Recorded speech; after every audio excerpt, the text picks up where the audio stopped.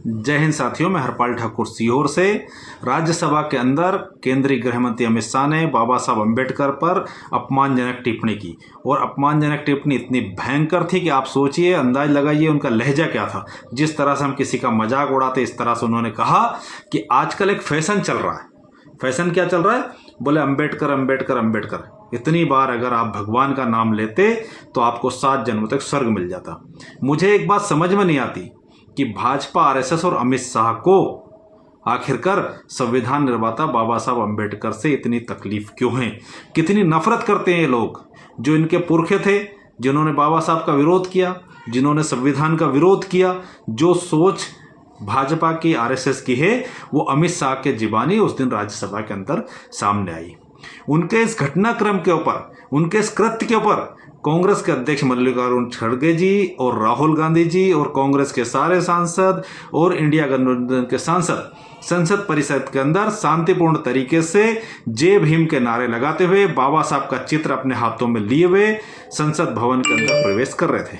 भाजपा के सांसदों द्वारा अमित शाह के मुद्दे से ध्यान भटकाने के लिए षड्यंत्र पूर्वक राहुल गांधी जी पे ये आरोप लगाया कि उन्होंने 2 सांसदों को गिरा दिया। और हद की बात तो ये हो गई कि एक महिला सांसद ने आरोप लगाया कि मेरे साथ अभद्रता की।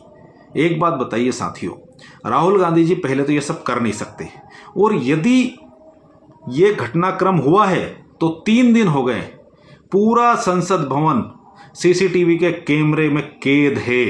एक भी ऐसी जगह नहीं जहां सीसीटीवी के कैमरे नहीं मिलते, जो उसके फुटेज के अंदर नहीं आते। तो केंद्र सरकार को चाहिए था कि यदि वास्तविकता में वहां राहुल गांधी जी या कांग्रेस सांसदों द्वारा कोई गलत काम किया गया है तो उसके फुटेज जारी करना चाहिए। और फुटेज जारी क्यों नहीं हो रहे?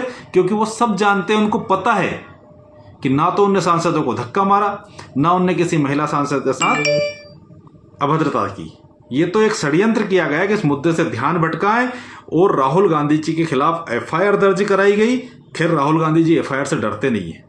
राहुल गांधी जी और कांग्रेस पार्टी अपनी वास्तविक मांग जो है कि बाबा साहब का अपमान करने के लिए केंद्रीय गृह मंत्री अमित शाह को माफी मांगना चाहिए देश से, और प्रधानमंत्री नरेंद्र मोदी को उन्हें बर्खास्त करना चाहिए, इस पर अडिग है। और इस मांग को लेके आदरणीय खड़गे जी के नेतृत्व में, राहुल जी के नेतृत्व में कांग्रेस के कार्यकर्ता पूरे देश में प्रदर्शन करेंगे, धरने करेंगे, जब तक नरेंद्र मोदी जी केंद्रीय गृह मंत्री को बर्खास्त नहीं कर देते और अमित शाह बाबा साहब के अपमान को लेकर के माफी नहीं मांग लेते। साथियों, इनका चाल और चरित्र देखिए।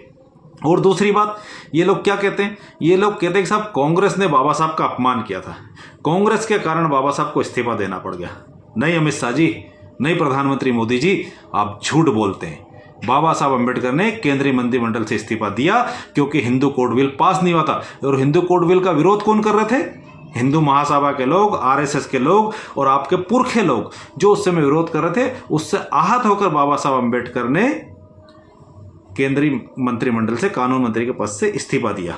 एक बात बताइए, पंडित जवाहरलाल नेहरू, महात्मा गांधी, मौलाना अबुल कलाम आजाद सहित तमाम नेताओं ने बाबा साहब अम्बेडकर को संविधान सभा की ड्राफ्टिंग कमेटी का चेयरमैन बनाया। इसके साथ ही साथ प्रधानमंत्री नेहरू ने अपने कार्यकाल में प्रथम कैबिनेट के अंदर उनको देश का कानून मंत्री बनाया।